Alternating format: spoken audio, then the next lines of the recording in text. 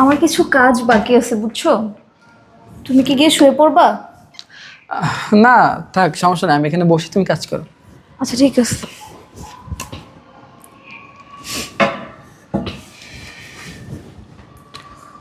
Phone আসছে।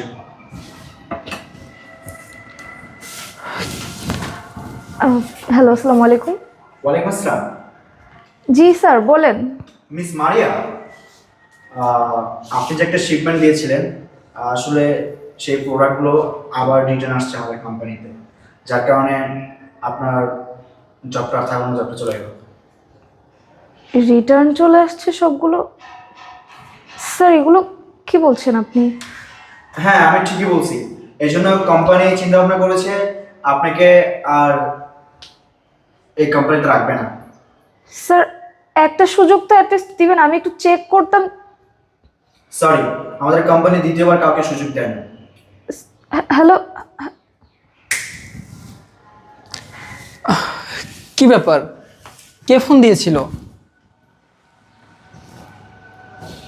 কি হলো, চুপ করে আছো কেন, বলো।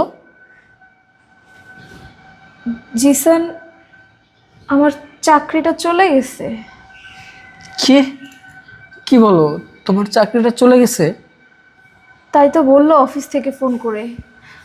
আমাদের পরশুদিন একটা বড় ডিল ছিল না, ওইটার সব মালগুলো নাকি রিজেক্ট চলে আসছে, রিটার্ন আসছে, যার জন্য আমার চাকরিটা চলে গেছে। আচ্ছা ঠিক আছে, তুমি মন খারাপ করো না।